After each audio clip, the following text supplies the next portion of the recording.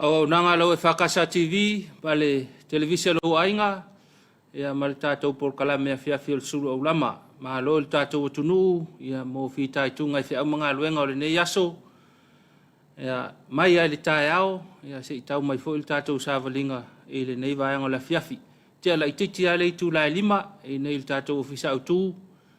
Ia tau mwhai atu le tātou por kalame o le Afiafi o le Suluaulama. Ai ma lo lava le tātou tunu, ngā luenga sa whenga iai, ma lo mo tiute ese, po whea lava sa ngā lue nei aso, po lau ainga, po ngā luenga le nuu, ngā luenga le kalesia, ia whai ngā luenga, mai company, o whaalaputonga tū mo oti, ia se o mai lava le malo, li o le malo, ia whape fwoi le kalesia, wha malo atu le tātou por kalame o le Suluaulama, i le nei Afiafi le ngā lulu ai whea au mga luenga.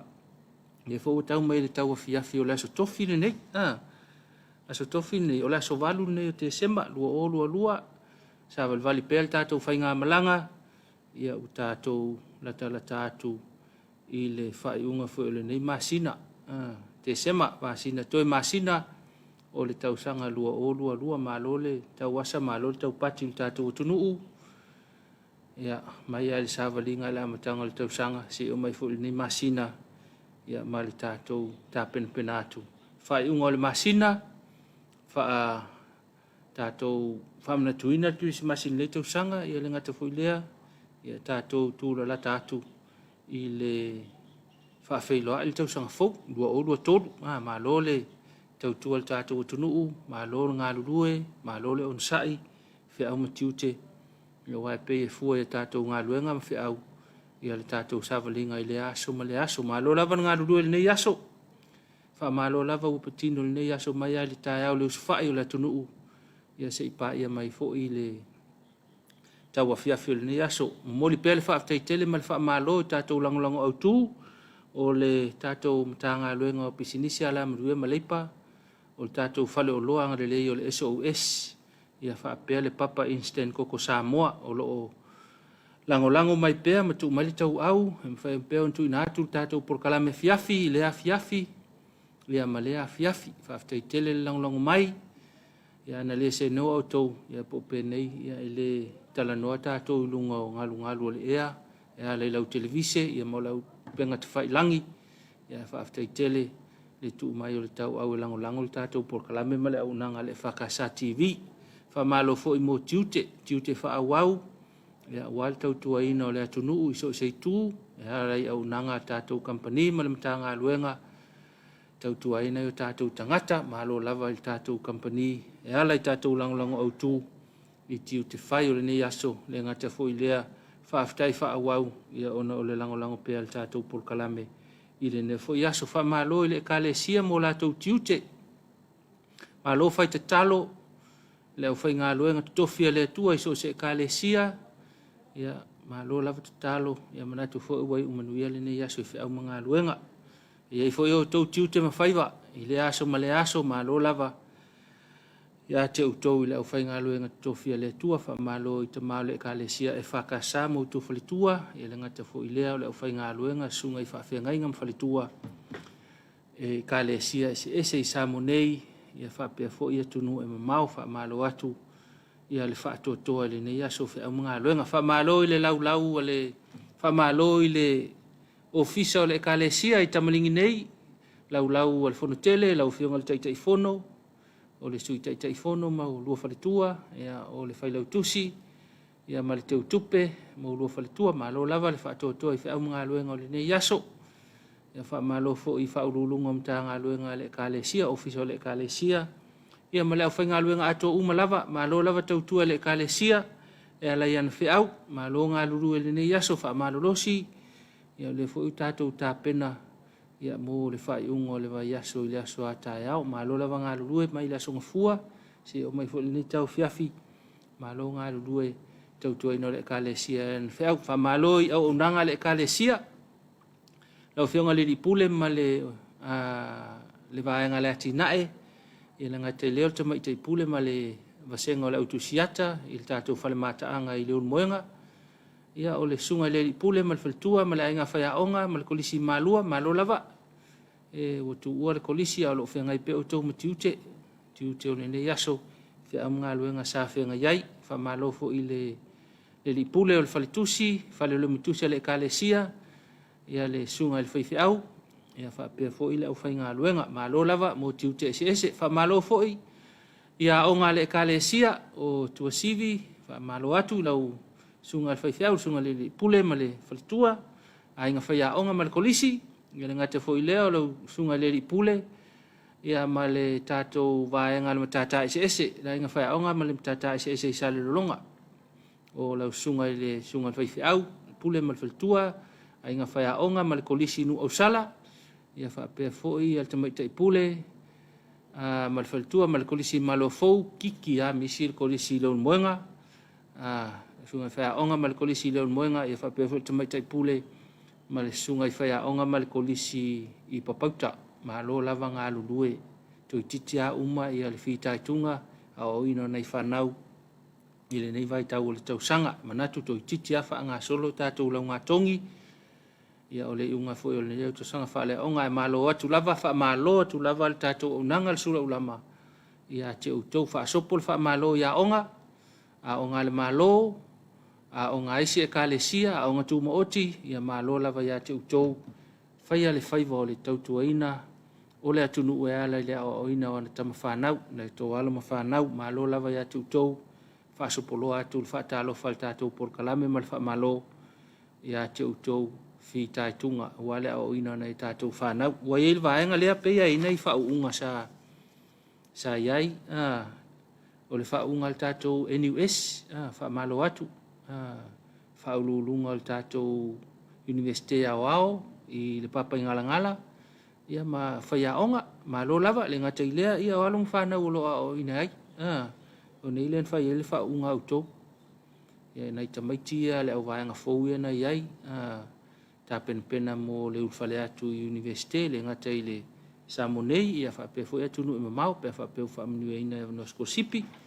wha malo lava ia te utou, malo ngā lurue, malo a onga, malo fo i molea o ina nei tātou whanau, e peia o le tai au nei, le fo ina whai leo ngā tongi a le a onga le Robert Louis, le au vahanga mātutua, malo fo i le pule, ma le sunga i whai onga, ia ma le a onga, ia a o peia o le aso na nafi le na whai leo ngā tongi a le vahanga le au laiti lo topa, ia wha malo fo i a te utou, nei whanau, ia o lo whea ngai ma le o la o ina, ia e mese lava, ia tātou o lo whaia le whaiva o le o atu. Wha malo whai tua ia tema. Mo le ngā luenga whea ngai ele nei aso, e ala i le o ina o nei whanau. O nei vaenga na e so tai mal tātou wha malo, mal wha tālofa, ia e ala ia onga ale malo, ma onga tumo oti, ma onga le kalesia, e wha malo atuai. I le tu whale o le ekalesia, i tiu te mawhaiva. Wha malo le malo, Tapuaiga le o le malo, ma le sui iau, ma lua masiofo, i wha pia fo i ngā luenga wha au le palemia, ma le sui palemia, ma le kapeneta, na o fionga le fong fitalai, ma le sui fong fitalai, ia mawhai pule u, ma lava o le fono, au whai tu la fono le malo Samoa, malo lava ia te utou, tiu te wha au taita inga o le tātou atunu, ala ia na upawhai, ia o ati nae, ese, ia awale manuia lau tele o le atunu, iso se tu, ia wha malo ai lea i mta ngā luenga le malo, lo vai malima iei ngā luenga whai le malo, whia ngai o tau ma le whaatamo inga o polo ketia le malo, ia ina ia manuia lau tele, ia tangata o le atunu, malo lava ia te o tau, wha lulunga mta ngā luenga, ma lau whai ngā luenga, mta ngā luenga le malo, mta ngā luenga tumu oti, malo lava ia te o tau, le whaatino ina o tau tiute, malo ngā lulu ni yaso, a pe leu tā pena e anga i le whale, ia wa ai le saunga le mu, pe wha pe o tā pena e anga i le whale. Wha malo na i tātou mātutua, Tapuaiga mau i tātou ainga, ma maota malawa, ma ia le ngata fo i leo i lātou i le maota le au mātutua, ma whangalele, ia le fo le maota le motu i sa la whai, malo lava ta mamatina, malo lava, malo Tapuai, ia le fo ua tini manuia whi au mga luenga tama whanau le atunu, e le ngata i Samoa nei, ia e whaapea fo i atunu e mamau, malo lava ia te utou, le Tapuai o tātou whale, ia wa fe au matiu te le tunu o lo fe ngai le ngata le malo ia fa pe foi le kalesia fa malo le au tausi ainga le au tautua upu o fa sa o tatu ainga tapa au ia fa malo fo ia te o lo tautua ina tua vai ainga le ngalua inga le fa toanga o le lafu manu o le ngase senga le tu noa tau singa malva ainga le au matutua te pena ina o monutanga ile nuu me fai ile nuu te pena ina o me fai ile kalesia fa malo atu ia te utou malo lava ngalue ile nei fo ia so i fe amu ngalue fai si vevela le ia so le la ia tonu sa manuia fe amu ngaluenga o fe ngai e ma utou ia fa malo ia te oele fai lau pisinisi fai lau ati nae fai lau fili maketi taftafaala e tala upiliki e fai lau fale insinia e fai lau au kamuta e fai lau company movao fai lau fale oloa fo ile i tua ia o nei pia i fili maketi ese o lo fanga solo ia e fai sia koko leisa le fa savali taiao po lau ipti koko le fa savali ia o lau fa lifu vaanga mo fa pena fa malo atu la unanga tatou por kalame male EFKS TV mal por kalame ne Suluaulama ya te oi malo o tautua na tautua al tatu tunu iso seitu mana o mia e matou le faalifu ia ngai kiliva mai mana o mia fo e matou le koko ia le fo e kiliva mai ai tautua na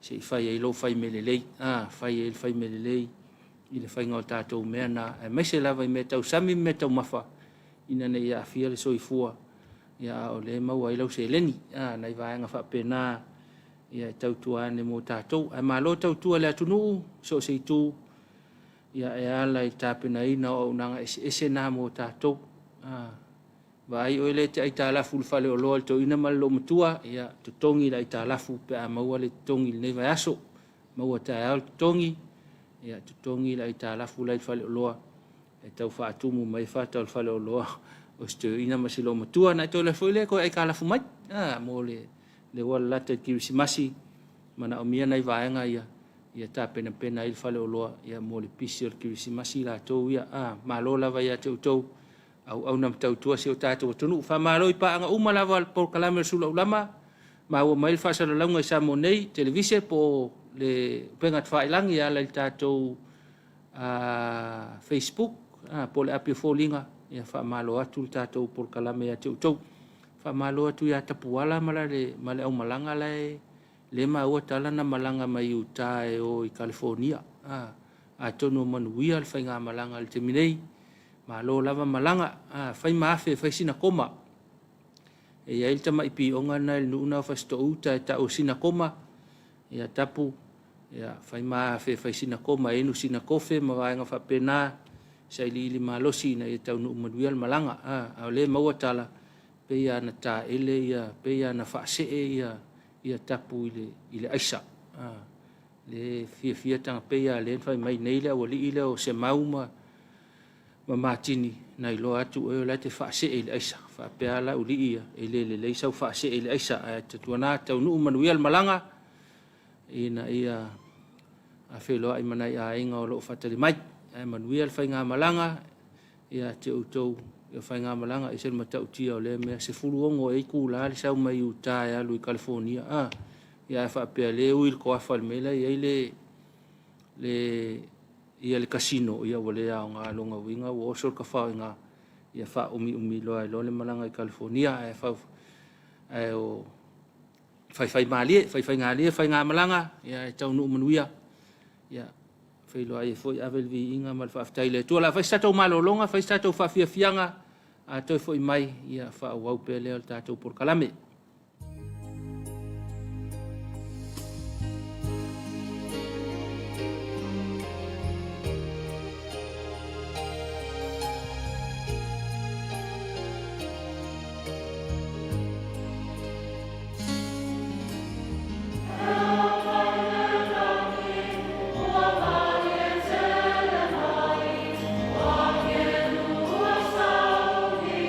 Hallelujah, hallelujah.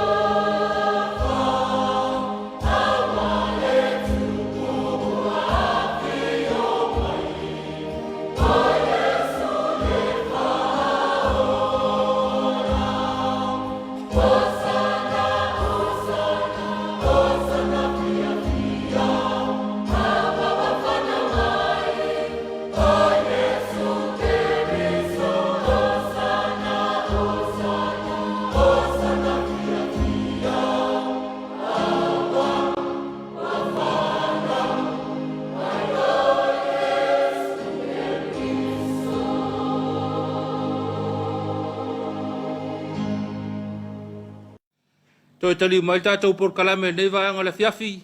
Ia o nai whaafiafianga, nai pespesenga le kirisimasi. Ia wa fo le whaanofo malia e le Afiafi. Le whaafiafianga mai le sunga i le whaafiangainga. Ia Isaia, ia ma le whaletua, ia ma le kale sia i le auwaa. Ma lo lava ma le sunga le whaafiangainga, ma longa alue le aso whaamua aluenga. Ia ma lo fo le tātou i kale sia i le auwaa. Ia whenga i fo i matiute ma whaiva le aso. Mai mo mai tātou por kalame o le whaapoponga nei o le tātou por kalame o le whaamalustino le ola. O le ngā luenga wavalua le Whakasa TV, ma le tātou whalekoleni, le Hymns Fitness Center i Vaiva Setai, la whionga e tole foa, lango i aile vaenga le Kanesa, vaenga le HIV/AIDS, ma le vaenga le whatawhata vai, ia o le mta ngā luenga le soifua maloloina, whaamalustino le ola, ia o le tausami mea ai pāleni, ma le tausami tatau, o le tausia o lo tino pāleni, ia o le tino momosi, ma le soifua whaaloaloa, whaapoponga le nei, o le tātou por kalame, whaamalustino le ola. Uso, you all right? Is there something happened? You wanna talk about it? Yes, if it's alright with you. What happened? I think I'm sick. I'm not feeling well. You want to go see a doctor or nurse? I think so. Okay, let's go. Okay. Understand and support each other by talking openly about these diseases. Nothing is impossible if we give each other support to talk about it, getting your tests done, and allow appropriate treatment if you are positive. Do it for ourselves. We can be safe from sexually transmitted infections together. All we need to do is to Talk it, Test it. and treat it. It's as easy as 1, 2, 3.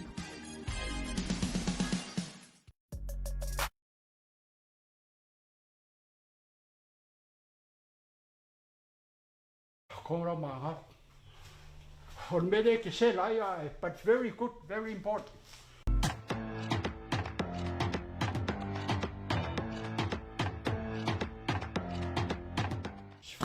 Man kua fo afa pewa pepe uma meio lima. Le wo koe ola uma a. Le la kua la o lima yela afai ka o backhand.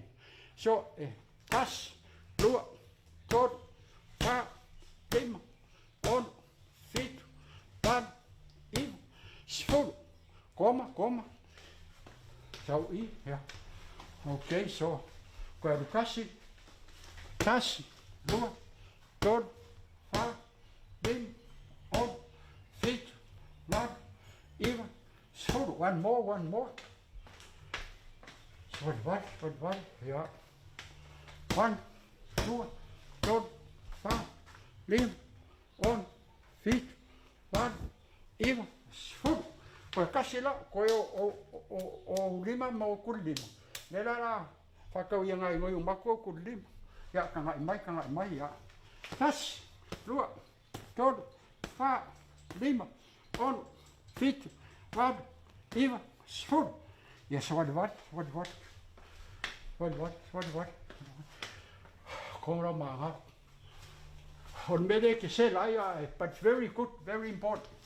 Ja koe ad, as, lua, tot, lua, tot, fa, lima. Okay?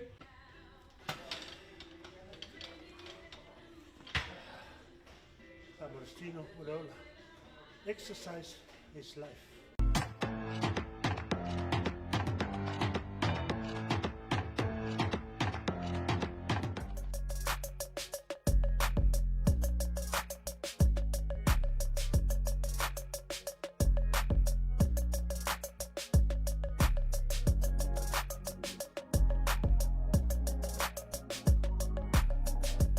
Exercise is life. Whamarustino o leola. Whapoponga le tātou por kalame le whamarustino leola. Au nanga le sunga ia tole foa. Ma le tātou wharekoleni o le Hymns Fitness Center i Vaiva Setai. Ia lango ina e le vaenga le Kanesa, le vaenga le TP. Ia ma le vaenga le ka nesa ti Suluaulama lo li vaenga soifua maloloina vaenga ka nesa o le vaenga le TP ma le vaenga le HIV/AIDS ele ongalo o le mantua e onai faafetai lango vaenga le tatou polkalame ia tauna tu tatou polkalame walang ka ungalo le ia lango ka ko polkalame ona o le tangata lena tusi mai lima fai mai o le whaamalostino o le ola muli matua manai a sisinga o le afu o le sunga ia Tavita ia e loa ai o lo to anga e whaamalostino ona o le fiaola whaamalostino ona o le fiaola le sunga ia Tavita a tautua nasa whaamalostino le Afiafi nai whaamalostino na ua whaasino mai to inga ia to le afu le Afiafi ia te savalivali a oe ma whailo tuli lima e taule e se portui te raunga ia rang whaangat porkui walanga ia fua ia ile wa walu sulmon tupu tau sangal to ina ele mwhai ana whaatai ia tuli lima portui ia lo na winga la ta ua ma le lei tatou masao kako mele o le whaamalostino o le soifua ola o le soifua ma le ola whaaloa loa ai tautua nasau whaamalostino le ne fiafi Famalostino le ola, Famalostino le vaenga o le tau soifua ma so matou ola. Lona winga le Famalostino ia o le vaenga o le ola whaakirisiano, o le alofa le tino, ia awane i opo ia ngofie whaamai. Famalostino le ola, o le tausia o le utino pāleni, ia ala i le tausami tatau, ma le tausami mea ai pāleni, ia o le tino momosi, ma le soifua whaaloa Famalostino le ola por kalame waalua lo EFKS TV ma wharekoleni a le Hymn Fitness Center le whiunga tola foa ia leo ai fo i le nganga whaaftai le langulangu mai o le vaenga le HIV/AIDS o le vaenga le kanesa ma le vaenga le whatawhata vai o le matanga luenga le soifua maloloina i le au ina atu le tātou por kalame o le Famalostino le ola whaise Famalostino le nea fiafi e fua e o le Famalostino e te tau mo oe o lo soifua mtua na waiai o le mamafa o lo tino vaenga mo whapena e se ngase foi lea tumau ia e fua e oe le Famalostino e whetaui mo oe ia e awane emisi whaia ia fiafi uma e tā wale mo tātou whaamalo lava i lo tātou watu nuu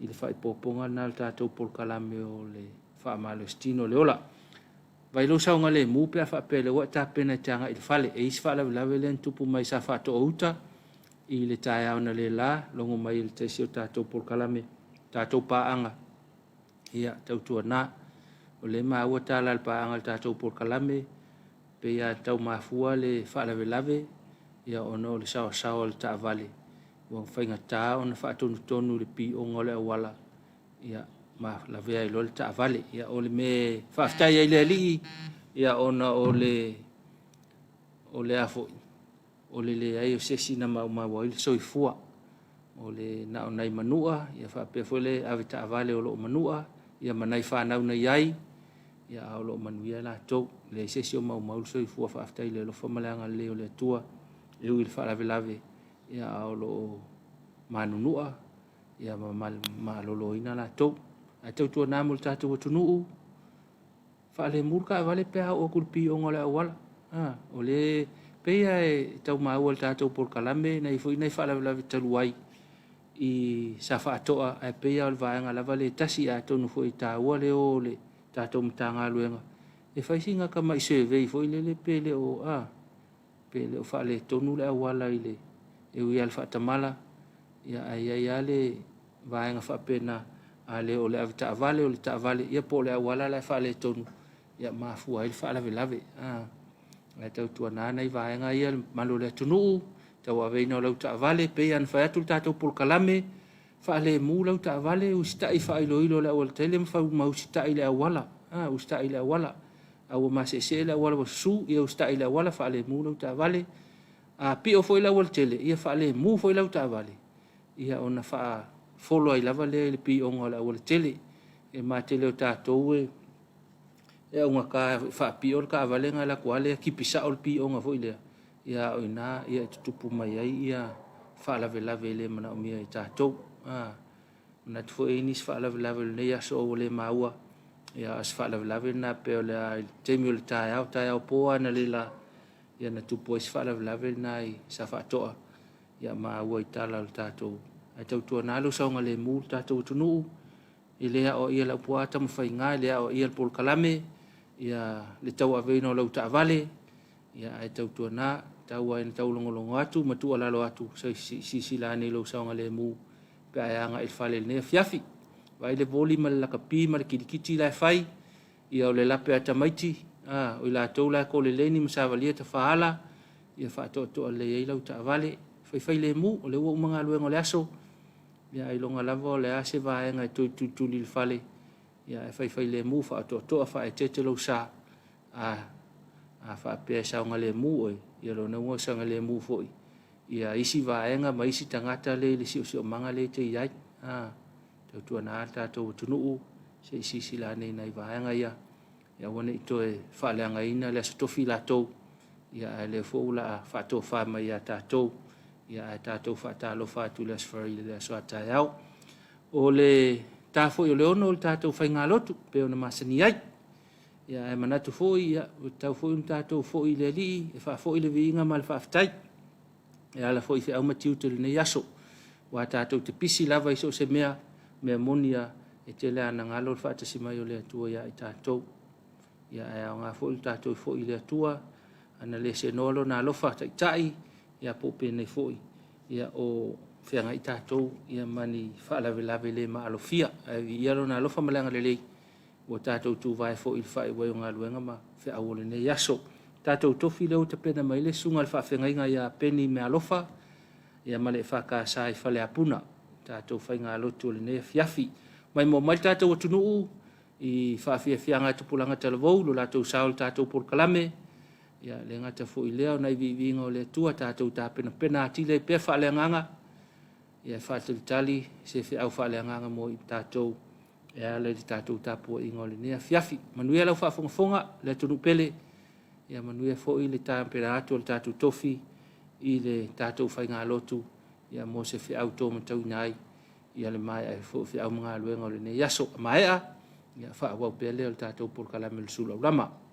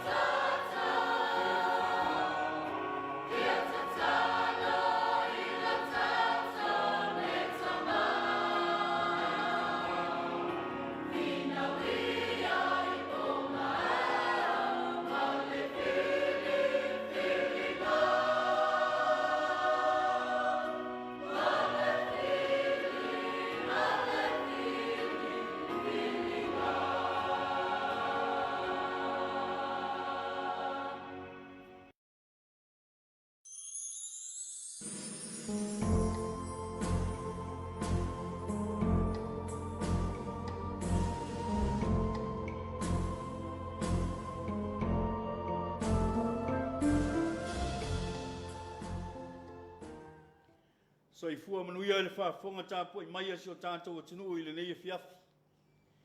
I le mapua nei whiau malawa singa umao le nei asu.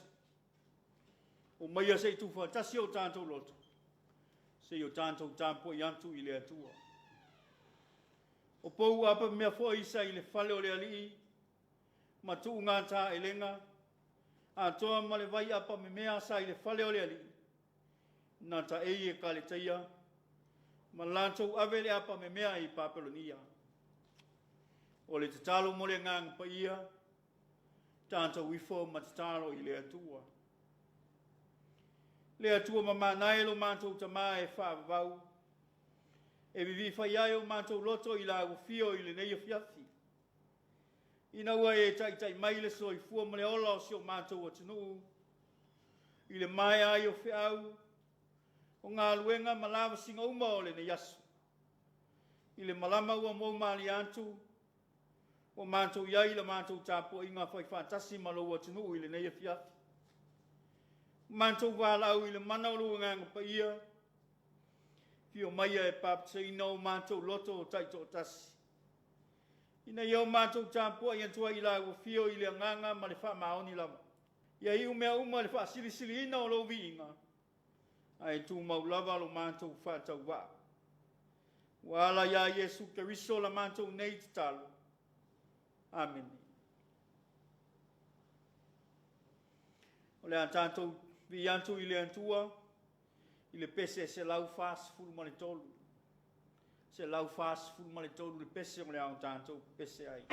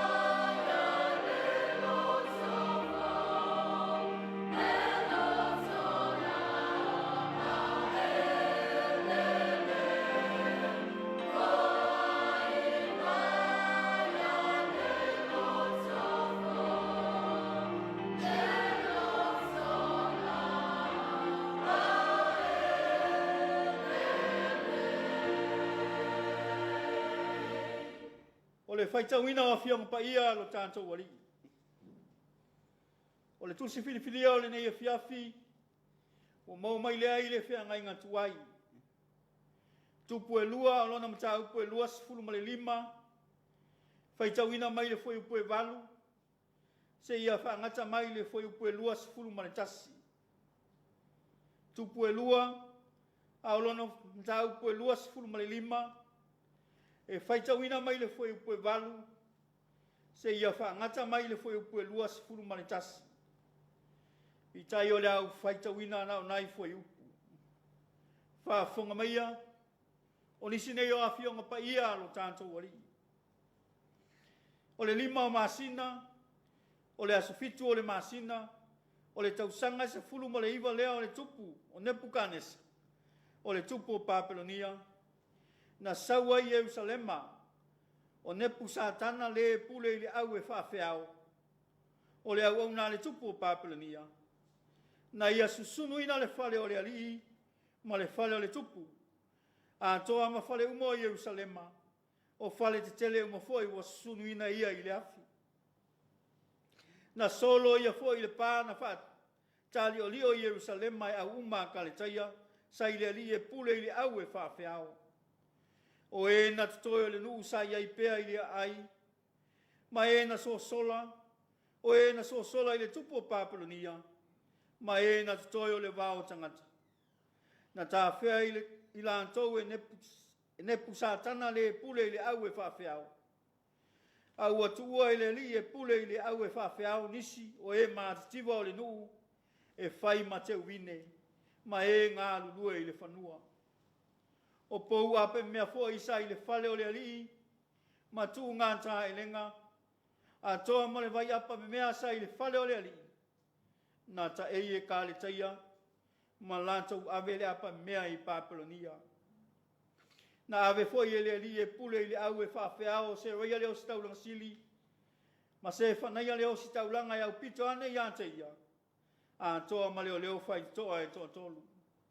Na ia ave foi na ile a ile tasi au na sili na tō fia e pule i au, ma tangata e toa 5 o e na iloa fonga o le tupu, na maua i lantou ile ai, ma le ali sili i e tusi au. O le na wha poto i tangata o le nuu, a toa ma tangata o le nuu e toa ononga fulu, sa maua i lantou i le ai. Na ave fo i lantou e Nepu Satana le pule i le au e whaafeao, ma na watua i le tupu o Papelonia i ripelu. O na whasia i leo i lantou e le tupu o Papelonia, ua na whasiotia i lantou i ripelu, i le nuu o amato, na tā whea fo i utana i lo lantou lau i le ele. Whamanuia te le mai le atua, e ala ilo tātou whaitau ma whalongolongo i nisio ana whionga paia. Tu maua tu pēr ia te ia luna lava vi inga, nei se ia o i le whaavavau lava. Amen.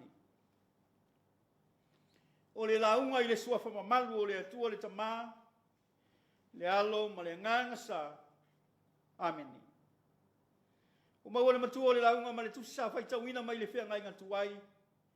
Tupu e lua, alona mta upu e lua sifuru ma le 5, e fia whaangaina le foi upu e iwa, ma le foi upu e sefulu e whaima matua, o te toe whaitauina. Na ia susunuina le fale o le ali, ma le fale o le tupu, a toa ma fale umo i Jerusalema. O fale te tele uma foi ua susunuina e ia i le afi. Na solo ia foi le pāna whaatali o lio i Jerusalema e au uma kalitaia. Sa i le ali e pule i le au e whaafeao. O le manatu au tuo le ne yaso e tusa ma le whaasidonga le tusi whaitau aso. O loo whaapea mai. Ua susunuina le malu malu. Ua susunuina le malu malu. Ta alofa i le mitanga o so se Israelu. Le malu malu i Jerusalema. Sa whaima o ngā tonu o le soifua tāpua i o so se tangata e Peru. Le malu malu na whausia i vai taimi o Solomona. Whai mai e tūranga eselo na mātanga o fie. E whai o le taunga tātoi ananga tā. O mea na whausia ai e matua mātanga o fie lava. Ai fai mai le aso na umusa i le nei ngalu e ngatele. Fai mai na tumu le fale antoa i le pupula o le ali ma le ao tele. O le fai longa o le afio ai o le ali i le aso na whapa ia i na ai le ngaluenga. Pangala wa lea le tele o nei mau wa ainga ese. Ua atangi ai le mamalu siri ese o le ali i le malu i Jerusalema. E pa ua ne fo i pā na sio mi ai le malu. Ma ona fale te tele. O fale fai mai e matua mana na ia matulanga ese le matanga o fie. A lea ua matua susunu ina lava e Papelonia. Ma fasi wha moa lava tangata o e na tutoe. Fai mai ua wha tutoe lava na o tangata mātitiva. E fai ma te wine. Ma e ngā lue i whanua. Ua o lava i pou apa me mea matu ngā tā e lenga sai le malu. O mea tau ngā tā sai le fale o le alii. Fai mai ua o lātou ta ei ma lātou ave apa me mea i Papelonia. Ta alofa i le onu ngā tonu ngā le mua o le soifua Tapuaiga i o tangata. Ta alofa i le nofuanga na o lātou talitonu. E paua leo le nofuanga i Afio ai le alii malona mamalu siri ese.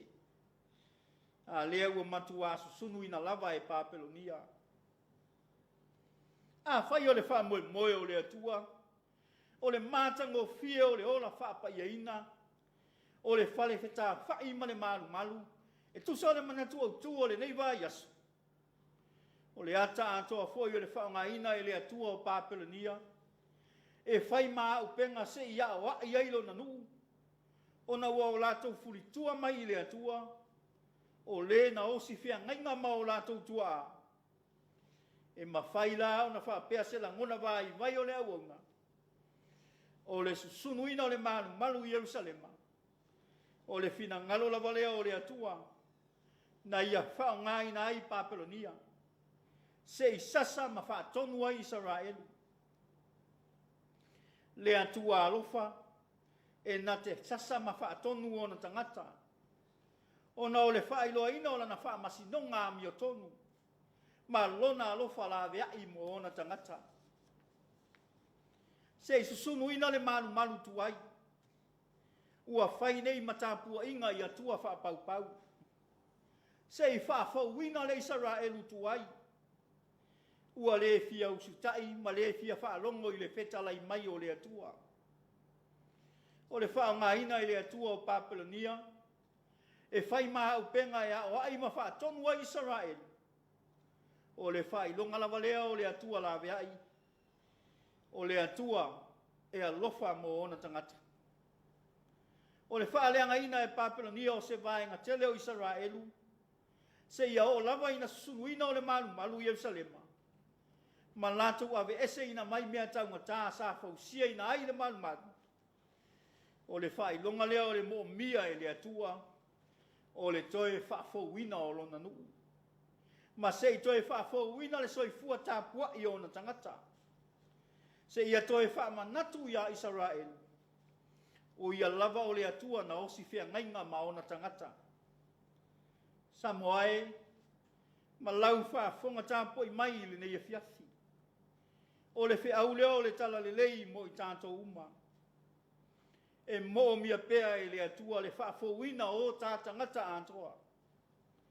E mo mia pea e le atua se Samoa. Ua whaafouina e ala i lona alofa tū noa. Lo tātou iai le nei vai tau o le tiveni. E mo mia ai le whaafouina o tātou tangata antoa. E mo mia ai le whaangao o tātou tangata. A e se i whaatumuina i tātou uma e lona nganga paia. O lona mamalu ma lona file mu. O le file mu e lima taitaina i pea i tātou uma. E tātou te tū maua i pea ma le whaatuatua. O alo tātou whaatalitali antu i le whaamanatuina. O le whanau mai. O le pepe o le kirisimasi. Le ala maua lalo na fio mai ai le atua. E ala ia Yesu Keriso. A wālawa le fia mafutaina o i tātou uma. Ia tū mau i le atua alona vi inga e whaavavau lava. Amen. Wa tātou tālo sanga. O le tatalo le whawhitai, whāto e senga, ma momori atu nisi o tātou manao I le atua, ma le tatalo whamanuia. Tātou wifo ma tatalo I le atua. Le atua silisili e selo mātou tamae whaavavau, o le atua pule au lava la ufio. Wa mātou vivi, whaamanu ma tāpua I whaatasi malo atunu I nei tu la, I la mātou tāpua I ngā Afiafi. E le tau mate le tele o whita ma whaingata, sa asa ina ma whiangai mau tangata I le nei asu. I whi au ma lawa singa, sa whiangai mai mātou. Pei tai olo walo whalawea I malo walo whatuli tuli loa, o lea ua e toi tai na mai ai le soifua ma le ola o tangata. Ua mawhai ai ona o mātou vivi I whaatasi I la o fio I le nei Afiafi. E le tau mata foi. O lo iai nisi o lo maua I le loto mawhatia ma le whanua noa. Ona o lau wālau pa ia I le malanga le maliu ma le oti. I e pe le ia te I lātou. Pei tai olo ua lofa. E le ma vai la valea mo I mātou uma. Pāwhitai olo manuia si o mātou atunu. Mai lawa o mātou tai whale kālesia, whale malo, o te tono anu mawhioanga, se ia o lawa I le loa o Samoa. Manatu o whapea ina foi na langi maina, ma manuia so o Samoa, I tawha e fia o le kelope. Pāwhitai e ua e wala wina e tai si o mātou atunu I le nei vai tau. O la lātou tō whā, ma le whautanga tū ma mao, ina ia o la manuia si o mātou o tunu. Whāwhitai o mātou tai whare kālesia. O lau au whai ngā lue so se whatawhai tāu langa.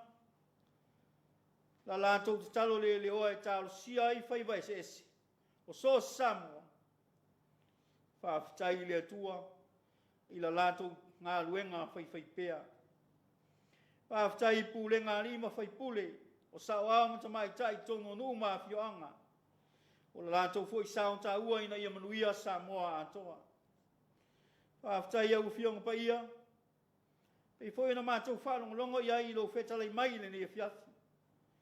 O upua le ola, e au ngā e whaatonu e whaapoto ai mātou e tusa o la uami o tonu. Pāwhitai le manolu nganga pa ia, e tau tōlua ina lo mātou vai. Au mai ale mautinoa mo I mātou uma, I taimia mātou te le mautonu ai. Ua sili lawa I mea uma le lotu whāwhitai. O le soifua ofo ina mai o lo o le pelo Iesu Keriso, ina ia whaamangalo ina mātou wang sala uma. Ai o le wha o la tanga ma le sa o le tonga lea mo I mātou uma. Ia tū maupea I la ua fio le vi inga e lea unoa. Le atua mi o tonue, o la ua fio lava o le atua e tonua o whaamasinonga uma. Wa o mātou tau tino lava I le nei Afiafi. Le tele ma le ano anoa I o lo walofa ma lo wanga I lei pangala walea. O I mātou lava o le whanau e o e se so mai la ua fio. O I mātou lava o lau whanau e tele ma ano anoa I o mātou wha le tonu ma le anga. Ua le tonu lava o mātou wala I la ua fio. O I mātou lava o se atunu ua na ona tau kerisano ina. Ai ua le atangia lava le mamalu silisili ese o la ua fio I lo mātou ola. Ua le tonu lava masao le whaatino ina o lo mātou ola wala wina. Pei ta ile li e. E ui lava o I mātou o le whanau e anga salapea. Ai ua mātou tali tonu ma le whaatua tua. Ua lava matutoe le toto le tamai mamoe le pōnā. E whaamama ngalo ina I o mātou whale tonu uma. Ia toi avantua I mātou I le mawhitanga wāwala lata mala ua fio e whawawau. Ina ua e whaamangalo ina mātou ang sala uma. O mai pia lava lau fio I lo mātou wola. Ina I o mātou I loa sala mō ma le whaamauni. Mātou e fo I atu e whaia lo lava fina ngalo. Ia I lau ua fio pea le vi inga e le au noa. Le atua alo whae. O le atua e te awa I mawhatonu I mātou uma. O nei pele I mātou uma I la ua fio. O mātou talo se e whamanuia si o mātou wātunu wānto uma. Mai lava i ona maunga tele se i o i ona maunga iti. Whamanuia le Tapuaiga lau o whai ngā ruenga ngā lue. I so se whai tau langa i tono nuu mawhioanga. Whamanuia le Tapuaiga nei ta māmti nā mātutua i tono ainga. O e olo whanono manu i lau fio. Tapuaiga so se whaiva matiu te ese. O lo whea ngai mau tangata. Whamanuia le pule ngāri ma whai pule. Sa wāma ta mai ta i tono nuu mawhioanga. Ia whāta mau ainga ina peala la tō tō whā. Ma le whā utanga wāle so i fua manuia o ainga. Nuu mai kālesia. Whamanuia e wai wāla wina i ngā lue whā wauna.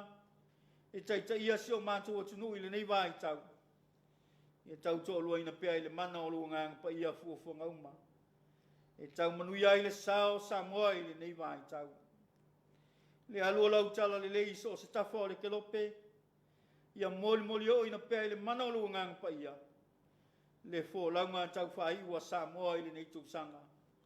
Ia lima taita ina pea i le mana o lua ngāng pa ia. Ia maua ia Samoa umasi kirisi masi e tumu iau whamanuianga. Ma le fia moni mai lagu fio. Ai o se tausanga fau e mātou te aulia i le fia ma le manuia o lagu fio le atua. Whamanuia, le nei ala leo ma le nei TV, whai mala wa o lau tala le lei fola le alie. Ia maua pea e lau o whai ngā luenga ngā lue o manuia, ma le malosi anto toa e whaatino ina ai le soifua wāla wina. O la upu fola o mātou whaalongolongo ma whaafonga i aisa moa le nei Afiafi. Ia whaalau tele ina pea le mana o lua nganga pa ia. O mātou talo ia. Whaatasi matalo lilo i o mātou loto. Mātou te ofo i nātou mai whaia i lau lava whina ngalo. Ai aua lava o mātou loto. Ua o mātou talo i ala ia Yesu Keriso le ali whaola. A o le manuia ma le while mua o la o fio le atua le tamaa. Le alofa sisiri eso Yesu Keriso la mātou o li whaola. Le mafutanga whai pēr mala o fio nganga pa ia. Tu mau mai le ilunga o Samoa uma. Ma le lalulangi atoa. Nei masea o i le whaavavau lava. Amen.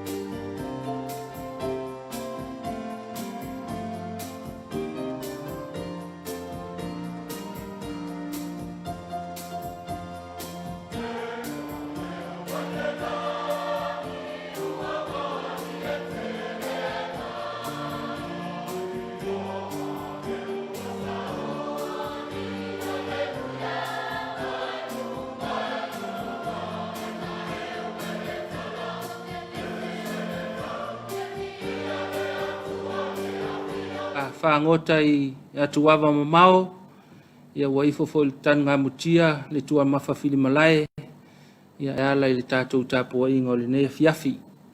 E whaaleo le anganga whaaftaitele, i le sunga le whaafengainga ia peni mea alofa, ma le whakasa whale apuna, mo le tāpenanga mātongo fi o le nei Afiafi, tātou whainga alotu, ia e tusai o le nei Afiafi. Whaaftaitele i lau sunga i le whaafengainga mo le tāpenanga, ma lo tāpena whaaftei sauni, ma lo te talo si ainga aluenga ale atunuu, ma le kalesia, i le nei foi vai tau o tātou tāpena atu mo le tau whaai o le tausanga, ma lo foi, whaaftai mo le whaamanatu o le talelei, ia ua tau longolongo e foi tātou atunuu, i lo tātou mapu mai ai whiau mga aluenga o le nei aso mātou te talo, i nei whaatumu pea le utu whaaleanganga, lau sunga le whaafengainga, ia le ngata i lea maualo lua maalosi, maalolo ina le lei, mai le atua o le tino o le mawhauwhau malenganga, ia walawa le whenga iai ma le tausinga o le lafu maamoe le atua i le nuu ma le awhioanga ma le kalesia. Maua le manuia o le whaletua, ia ma le nofo alo, wafo i le langolango i pia i le whiau ma le ngā luenga.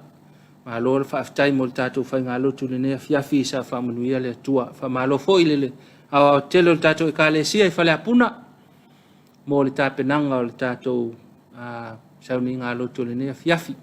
Ma lo whaaftai fo i le ofisa o le awhai pese, ma le awa safo, i le tapena ina o vi inga o le atua, ia e tau lulu ai le tātou Tapuaiga, ma lo whaaftai le kalesia, lau sunga i le whaafengainga ma le whaletua, au whai ngā luenga, ia nofo ate a kono ma le loloa le tātou e kalesia i whale apuna, ma lo whaaftai fo i Tapuaiga, a le sunga le to ina Roma ma le whaletua, ia ma le tātou pūlenga i ano a maa, le nofo a whaafengainga ma whaletua, ia ma le nofo a whale sā, e kalesia i nuu mawhioanga, whamalo atu mo Tapuaiga, a le whaiva le tātou tofi, i le nei Afiafi, i le tātou whainga lotu, malo foi, tāpena ina o whainga lotu, mai lava i le aso sā, whanga solo mai le nei vai aso, whea ngai le tātou pūlenga, ia mo tātou whainga lotu, malo lava whaaftai, mai mo mai tātou whaasaralaunga, whaapisinisi,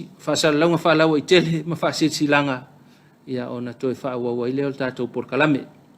Ai mātou te lea sa mau tufia le vaina momo i aile tu i atua i mulu ma sepula te emo. E momo ona mātou whapoipoi la autu i vanu, i opa ia mau sa.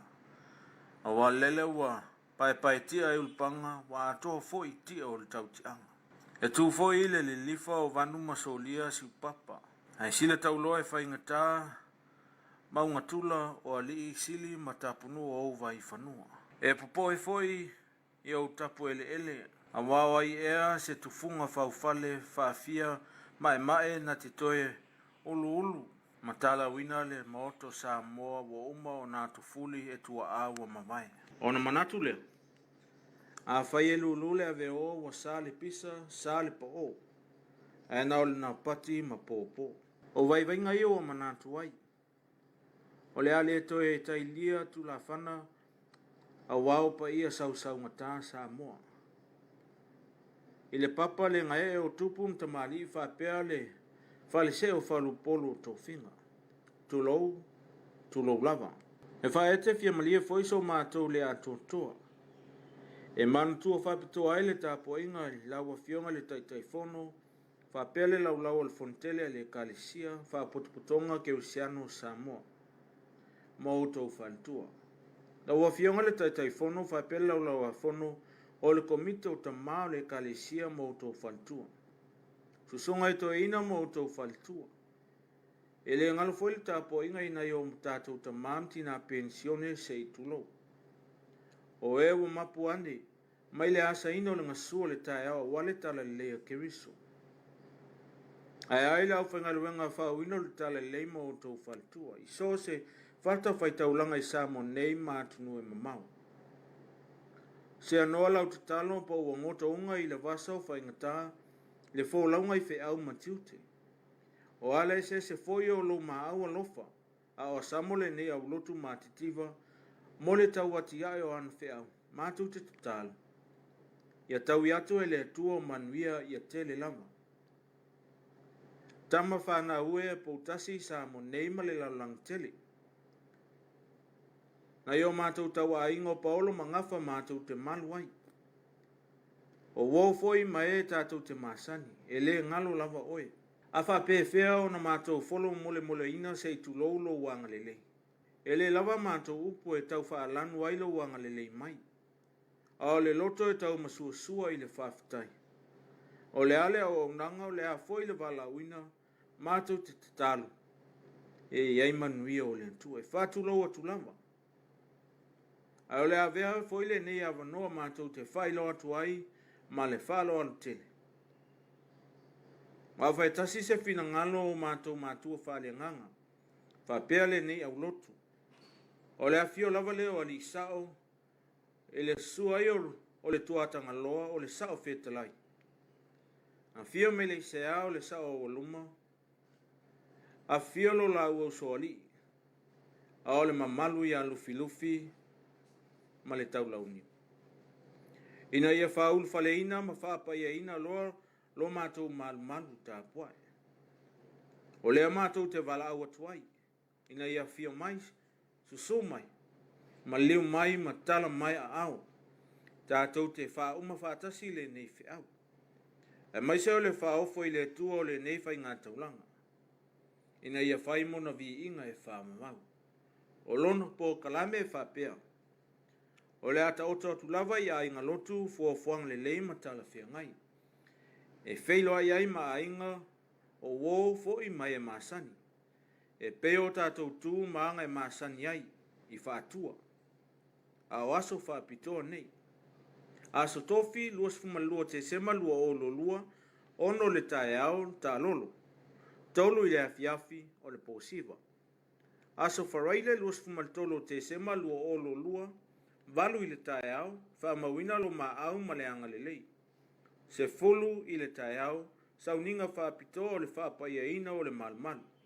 Se fulu ma le lua i le auli tau maftanga, se fulu ma le lua tau se fulu, whalolonga maasani ma whato wha. Lange ma maa ia, a o le soifua le lei, maua foiso mātou malosi, tātou te aulia aile ni a aso. Manuia tele ke risimasi ma le tau sanga fau, whawhitai, Reverend Letone, ma Kara Palala Wili, ma le au lotu EFKS poutasi i whale alili. Whaasila silanga ma le mtanga luenga o tinam te mai tai, a tina e o awhiaanga maang so tai. Whaasila silanga, toi whaasala la wino ava no whainga luenga, mo o fisa o i tu malo. E whaasila sila atu ma le whano alo, wa mawhai nei on toi tu ina maitalu sanga mo ava no whainga luenga, i o fisa o i tu malo taitasi o ta ue lalo, upolu, a inga ile tai, Executive Officer only.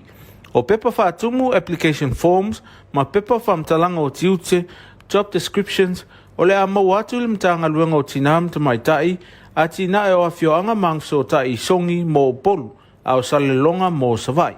Mo talusanga uma sa tu ina mai mo i tu malo, lea sa tu e whasala wina, o lo whaonga ina pea, mai le mo mianto talusanga mai. Previous applicants need not reapply. E tapunia uma talusanga mo neia wanoa i le asonga fua, se fulma lua o te sema lua o lua i le wha i le Afiafi, ma ia mautinoe tu ina mai vaanga o ta wilalo, mo mua pepa whaatumu, completed application form, lua, whamtalanga i vaanga mo mia, responses to selection criteria, tolu, copy o whailonga matuspasi alo ia ua whaamaunia, certified copies of qualifications and trainings. Mo nisi whamtalanga i fia malamalama ai, whafsota i maile mtanga luenga i le telefoni valu wha lua, fitu lima lua, po le lua, fitu lima tolu, po le valu wha lua, iwa fitu ono, po le emaili mai i emaili nei, mo le tuina atu o pepa whaatumu, i a peramo@mwcsd.gov.ws, po le m mayawa@mwcsd.gov.ws. Ma le whaalao tele, sainia Dr. Mema Motusanga o Fisasili o Pulenga. Fasisilanga mai le ofisa wa onga le kalesia whapotopotonga Christian Samoa, avanoa whaingaluenga. O avanoa whaingaluenga ya onga le whakasa pei ona whailo ilano, wanga vao na tusi talosanga mai yaile mamalu le atunu, e le talosanga mai mua i nei avanoa. Mua avanoa pulea onga. pule a onga kolisi o lolu moinga fou, pule a onga tusiata mo le fale matanga, pule a onga o le a onga matata ese sale longa. Lua, avano sui pule o kolisi o papauta, sui pule o kolisi o malua fou, sui pule a onga tusiata mo le fale matanga, sui pule o le a onga matata ese sale longa. Tolu, avano faya onga, mau faya luenga langolango I kolisi maululunga, ma onga faa wau, mua kolisi o le mwenga fou, tasi le avano faya onga English, tasi le avano faya onga le health and physical education and religion knowledge. Lua kolisi o malua fou, lua avano faya onga mo le English, lua avano faya onga mo le maths, tasi le avano faya onga mo le accounting and business studies, tasi le avano faya onga mo le visual arts, tasi le avano faya onga mo le food and textile technology, ma le tasi le avano te ufanua. Tolu, kolisi o tua sivi, tasi le avano faya onga geography and social science, tasi le avano faya onga le ngangana Samoa, ma le tasi le avano faya onga mo le business studies. Fa, kolisi o nua usala, tasi le avano faya onga mo le ngangana Samoa, ma le avano fai lau tusi. 5, kolisi o teino papauta, tasi le avano te ufanua, tasi le avano faya onga science, tasi le avano faya onga ngangana Samoa, ma le tasi le avano faya onga o le MAMS. Ono, a onga matata ese sale lolonga. Tasi le avano faya onga le carpentry and joinery, tasi le avano faya onga le tourism and hospitality, ma le tasi le avano te ufanua. 5, a onga tusiata ma le fale mataanga, tasi le avano faya onga le English and communication, lua avano te ufanua. Fa, o tusi talo sanga mo avano fai ngā luenga o le pule a onga, sui pule male fai a onga, e a ona tu ina mai fa amatalanga nei, mua, tusi talo sanga mo le avano fai ngā luenga ua e filifilia. Lua, tusi pasi ma fai longa tau aloa, ia fa maonia. Tolu, tala anga o le soifua por CV, fa, tusi fa maonia o ngā luenga sa e ngā lueai. 5, tusi fa maonia mai lau fai fi au. 5, o tusi talo sanga ma avano fai ngā luenga o le teu whanua, ma le fai lau tusi. Ia tu ina mai na o le tusi talo sanga, ma le tusi fa maonia mai lau fai fi au. Fafiso tai le fai lau tusi alo fisa o a onga ale whakasai tamalingi, aivi a fai le lua whawhata si wha, extension tolu ono, po le fitu tasi lua valu o, moni wha matalanga mo o mia o nea vanoa fai ngā luenga. Ia whatua tusi talo sanga umai le whaatonu a onga e whakasa, o fisa o a onga whungafa le wha, ma ota Ioane Viliamu tamalingi ia pia.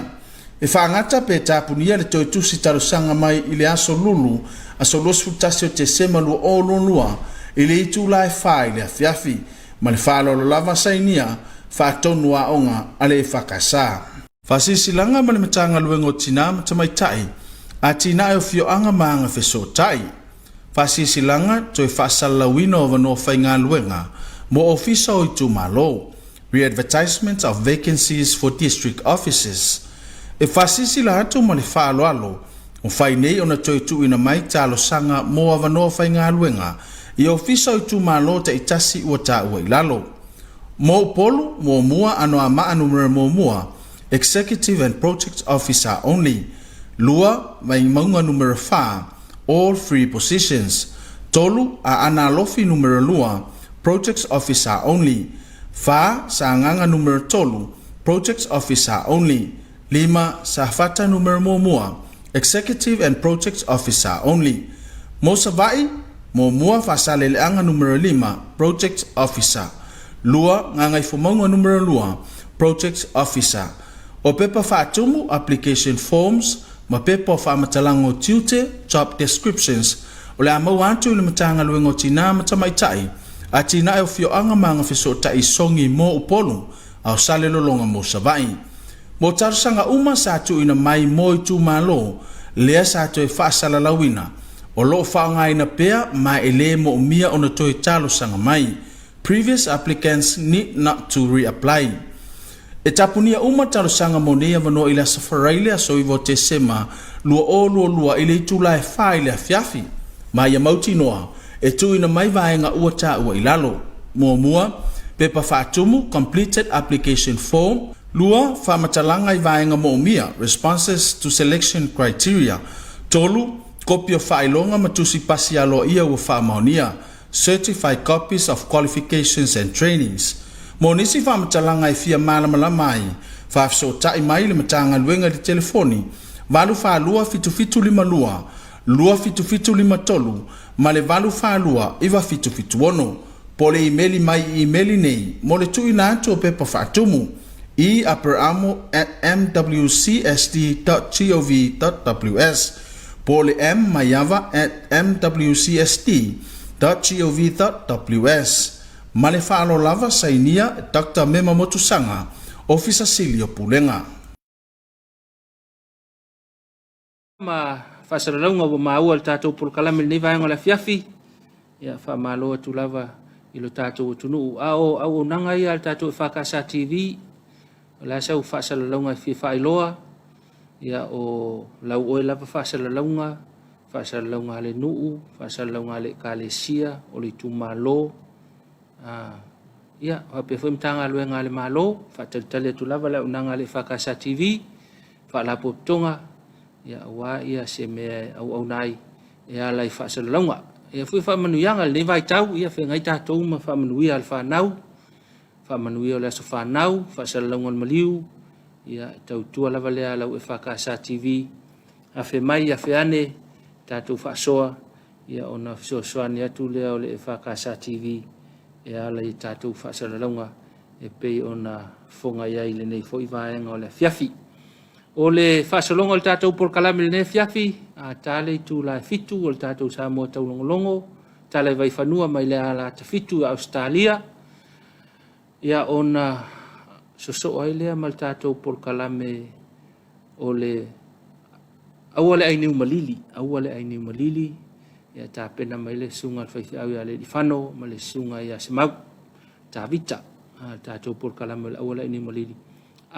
Umale ai ni mali tali tu laiva o le tātou wata wha solo le mea Klaus Tota mai an mea Klaus Tota ia ona si sila foi le mai mol tātou watunu isa te tifanga o te pena iaila o unanga le EFKS TV ia lango malo si il tātou fale o loa o le Business System Limited whaftai pulenga o le tātou fale o loa ia mo le lango mai tātou waka tifanga le ngata o le pō ia whapea foi ia ata le whanau I temi o le aso Wal tātou whale o loa le PSL, ia pe ai nei whaatau ngai mana o mia I le anga atu le Krisimasi, fisili te mai tai o seti, tau pou au leina o seti e tātou whale o loa, ia mo se ala e mana o mia I ni whaatau ngai mana o mia. Ia po ai fo leo le po la unanga lau EFKS TV, I le nei fo I aso walu le nei o te sema lua whamalo le tātou tunu ngā lulue, ia le watau mai lava I le tau Afiafi o le nei aso. O mai ai fu ona avel tātou whaaftai male vi inga o le atua ia malo lava le tātou tunu e ui al telo fiau ia o lo malu pui e pei tātou le tau singa le tātou wali ia o le Samoa National Lotto ma le hit free le houta pena mai a whapena whaatau sau pepa ia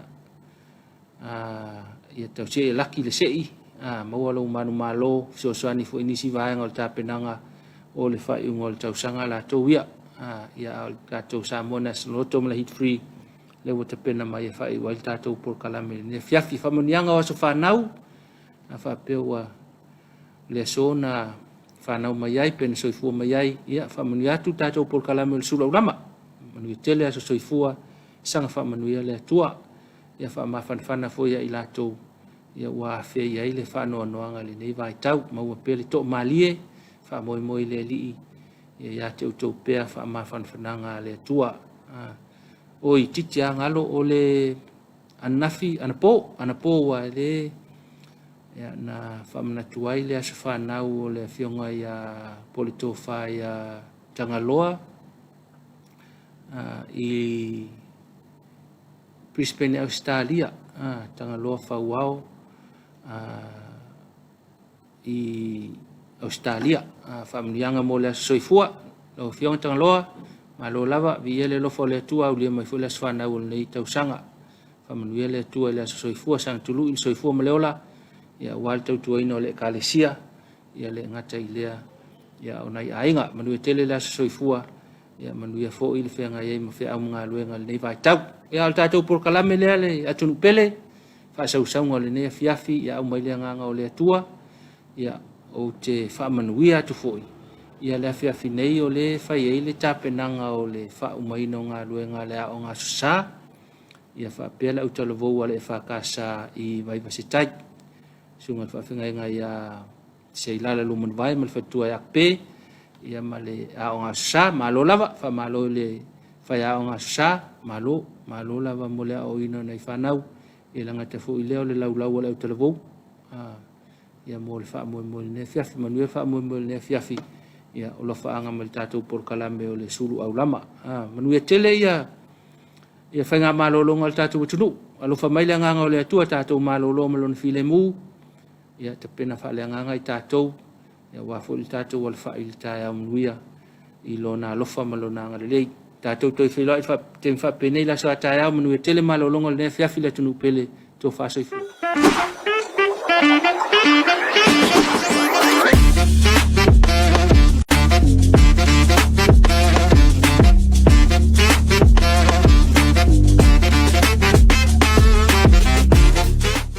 Tala fata fo li nei vainga le aso le bora taime le tātou se i masane le Samoa National Heat 3. Se i numera iwa sifuru male iwa le nei, lo nasa tofi le nei aso valo se malua whelua sifulua, fatasi mai fo i malo war se kina tātou maa. Whanga solo se kina tātou maa nei vainga le aso. Ia mana tua wanua ni mwhaio nei so no me tātou tānunga leo. Ama no mo le straight po le tolo numera sao. Ama nolo na lua o le Parks. Solo numero so ilona fatu so se fatu langa ina. Ama nolo na tolu. Front pair, lua numero salpito iluma. Manolo na fa back pair, lua numero salpito itua. Ama nolo na lima. Tase le numero sapo le numero le momo mai fa for tato masini bili loto ia le nama ese kina tato ma manuele mate.